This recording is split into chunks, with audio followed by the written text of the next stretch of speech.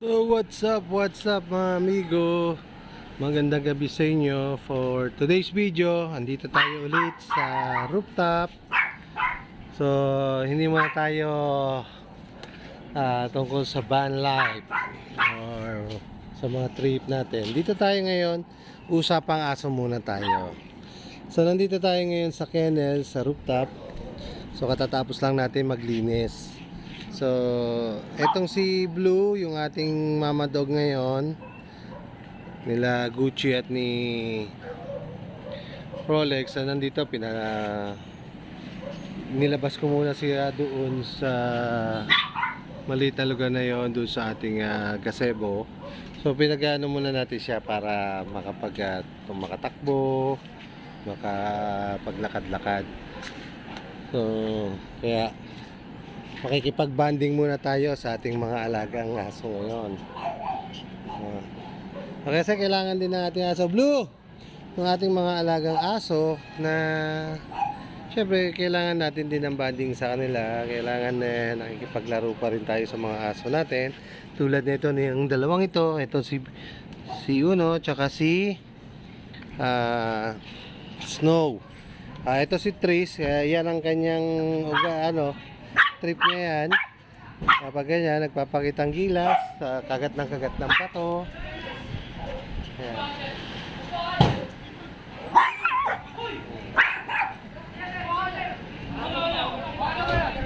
Ito.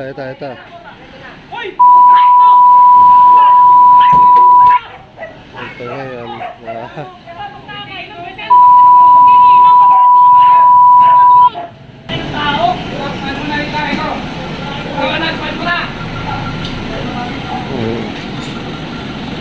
Ayan. Kaya ganda-ganda nandito tayo dito ay aso lang. Mayroong mga event na ganyan. Kaya sarap-sarap ng buhay na ganito oh. Diba? Wala kang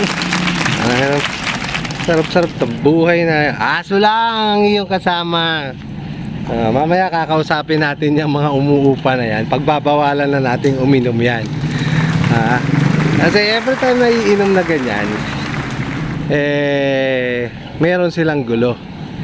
Mamaya pababain natin yan. Kakausapin natin na pagbabawalan na natin silang uminom dito sa ating kasi apartment din dito pinauupahan namin yung 5 pinto.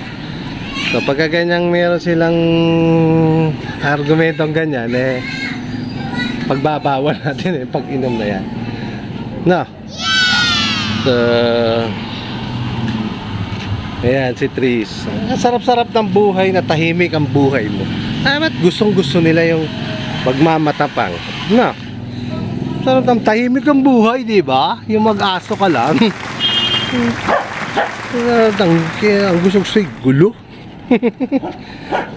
Sige, tahulan mo. So, aligid ka. Tayo. Sarap na simple yung buhay. Hindi mo kailangan makapag-away sa mga. Sabi nga, yung mga matatanda, mabilis pumasok sa gulo, mahirap lumabas. Parang gaano kadaling pumasok sa gulo? So, di manuntok ka ng isang tao. O gulo na yun. Ang tanong, gaano kabilis labasan yan? Kung di mo basta malalabasan yan sa loob lang ng ilang araw, hoy, wag mong Tres, alis dyan.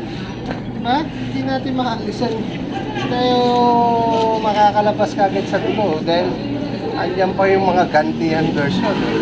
Oo, ngayon nakalamang ka dahil lugar mo. Pero after nun, wala na.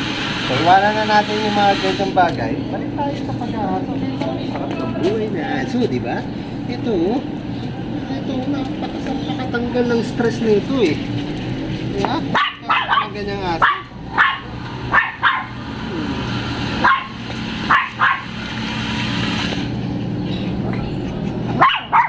Kasama natin si Sophie dito. Hey Sophie!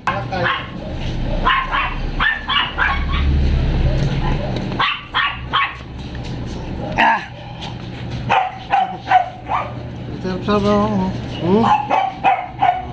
So, malalambing ito ating mga kasama natin pangalaga dito.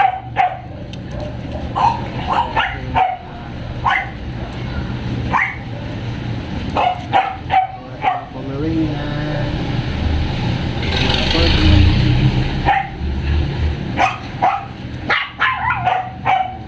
Hindi ka pwede dito ko. Asti eh. Trace, ano naman yan? Ang sarap. Sarap mga makipag-banding sa... Ito ang mga tunay na kaibigan. Aso. Ito yung mga talagang loyal na mga alaga. Talagang isang mga maganda sa aso. Ang proven na ito sa pag-aaral din na talagang nakaka-stress o stress reliever, nakakatanggal ng stress, pagod itong mga alaga. So, ngayon mo pag dumating ka rito, katulad yan, no? Blue! Lalapit sa'yo ng ganyan, no? Pag tinawag mo, no? Ganyan, may yayakap. Snow! Trace! Ano ka rito? Lahat sila yan, no? Hindi ka lang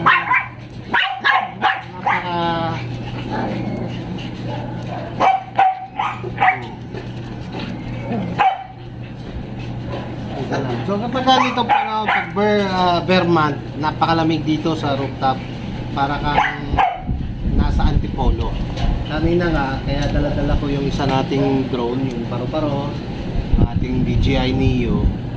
Magpaalak sana magpalipad, mukhang mahirap magpalipad ngayon. Ako sa alipad-pad ang nadala ko hindi yung Mini 2, yung DJI, yung Neo ang nadala ko, medyo mahina siya sa mahangin, baka ako sa alipad pa rin.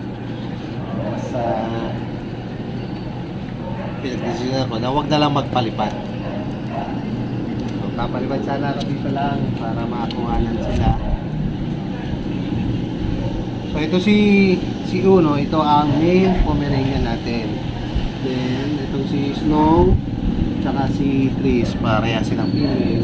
And then ito si Blue, itong ating may puppy ngayon, female yan. Then ituro pa. Meron din akong dalawang French Bulldog, so hindi ko lang pinakakawalan natin, hindi ko pinakakawalan ngayon. Nandun siya sa kabilang area. Sobrang likot. Susunod ng mga video, sila naman ang ipipicture natin. Ayan, malambing yan eh. Malambing yan si Yuna eh. Kogi pa. So mga amigo, kung meron kayong mga question about sa pag-aalaga ng aso, just comment below. Sasagutin natin yan sa abot na ating mga kaya, base doon sa ating ginagawa, yung experience natin na yun talagang ina-apply namin dito sa pag-aalaga namin sa aming mga fur babies. Kaya welcome po ang inyong mga tanong, sagutin natin yan. Ganito ang routine pagka gabi, aakyat dito, nakikipag-banding sa mga alaga.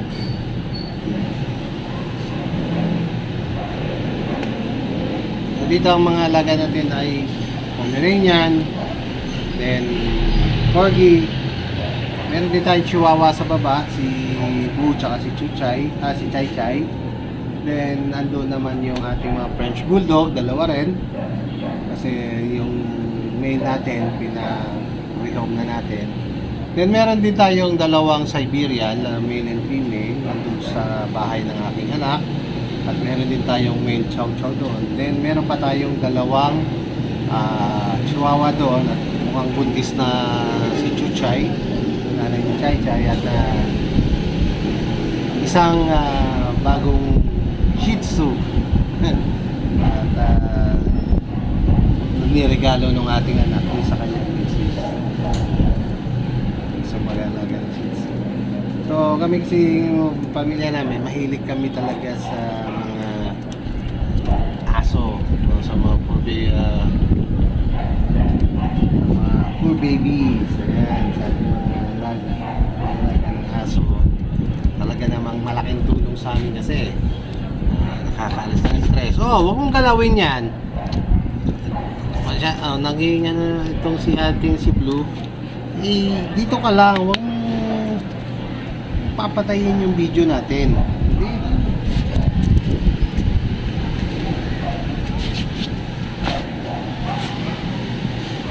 Gusto mo ng loyal friend? Tingnan nila na may alaga ka ng aso.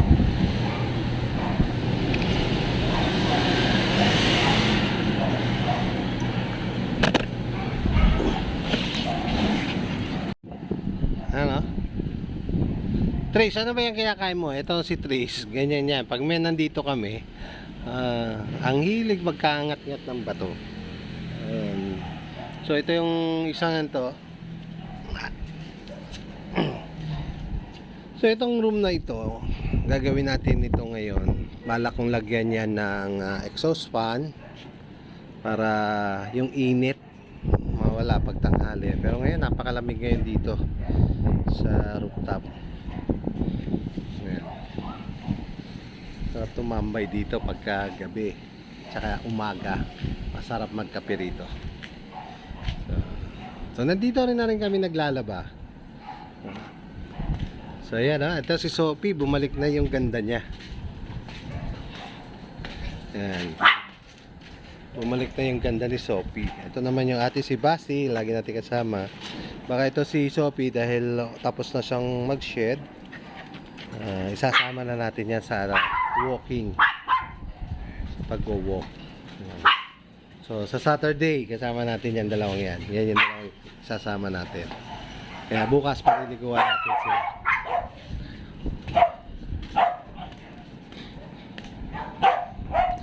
Mga amigo,